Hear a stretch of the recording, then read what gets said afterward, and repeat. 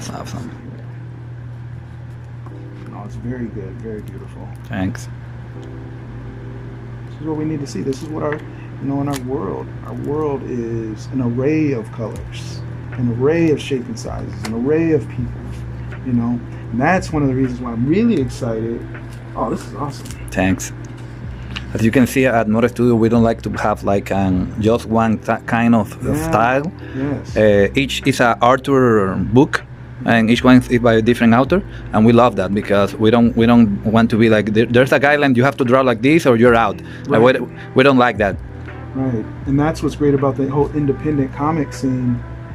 It really opened up. Okay, so first of all, thank you guys for stopping in. I'll share a little bit of my background, how it came to be on the store, being involved in publishing and illustrating and so forth.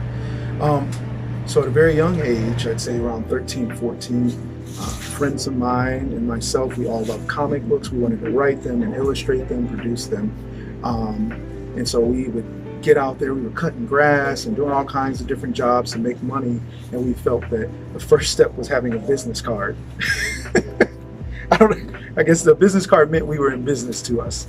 Business card meant that we were in business. So we got our money together, I illustrated the graphic and everything on the business card, went and had that made. This is before all the technology of getting things done on the web. So we had to actually go to a place, a building, and get things put together. Anyway, long story short, we found out that the company name was already taken. It was a beta company name that Marvel used. But that didn't stop. I still aspired to make books and went to school for art and so on and so forth. I'll fast forward a bit. I found Mind's Eye Comics in 1998. After many years of college and working in the print industry, and from many different roles, all the way from desktop publishing, production, all the way to actually art direction and creative direction later on. So Mind's Eye Comics was in my life from day one when they opened in 1998. I had shopped here for many years. The original owner wanted to retire in the year 2018, so after about 20 years. It was heartbreak for me because I had shopped here all the way through college and school, previous to that, to getting married and having kids and bringing my kids here, and I hated to see the place go. And so that's how that conversation began. The original owner, Andrew Troth, actually had no desire to sell the business. He was just looking to go into a different avenue. But he says, if I'm asking for myself, he says, Eric, I believe your heart's probably in the right spot. And so he actually said he would consider me for being the next owner of the store. So that's how that began. So then taking over the store, I was able to add a lot of the things that were important to me other than the space itself, which was promoting history and Black history, representation on the page, not only on the pages, but it's also the creative teams. Because I know as a minority, a lot of times, I didn't know who were other minorities and how we were involved in the industry. And I remember being an aspiring comic illustrator and writer myself.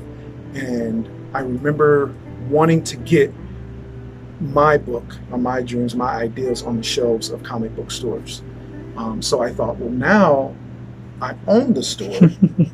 I will reach out to different minority creative teams. And I love it when they find me, because it also expedites things. But I love to get those books on the shelves. Representation on the page as well as behind the page, I guess I'll call it. So there's many things that have happened. Me getting some notoriety and getting in the media because of being the only Black-owned comic book retailer in the Twin Cities.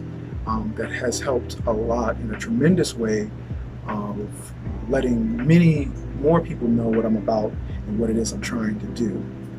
Which leads to the next thing of when I launched my publishing company.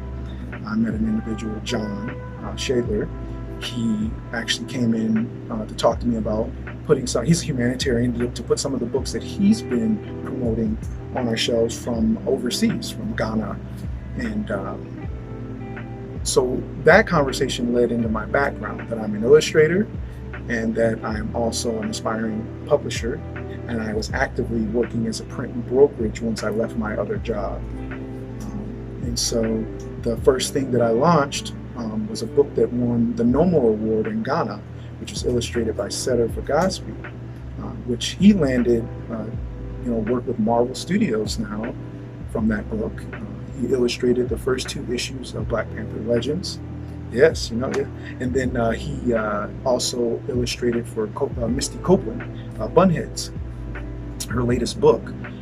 So I had the opportunity to bring his book that was published in Ghana to the U.S. Let's see, I can show you a sample of it here. Lake of Tears. So here it is. It's now in the U.S. and it's beautiful, and in an actual comic book and comic format, that it's great, that it can sit alongside the shelves, much deservingly as it should, and it's available here. So for me to be able to have that be my flagship title that I published up under my publishing company, Thicket and Thorn, here in the U.S., it was very important to me. And I'll just share with you, because I know people are going to ask, Thicket and Thorn, how did you come up with the title Thicket and Thorn? It's actually something that my dad used to tell me. So my dad grew up in Oklahoma, and he had on a farm, he had to drop out of school in order to help out on the farm. And at that time, for blacks in America, it was even harder. All you could do was service work. My father is an artist and a musician, but was never able to pursue those things because of the society at that time. And so he said, son, I have goals and dreams. You have goals and dreams. He says, some people may have the smooth path to their dream.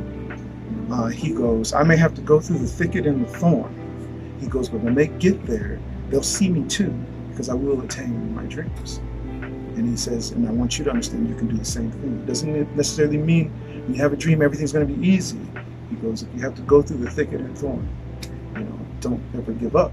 And so that title, Perseverance, something that probably would have never seen the light of day in the U.S., but is much deserving of space here. I'm very honored to be able to bring this stateside. So, yes. Awesome.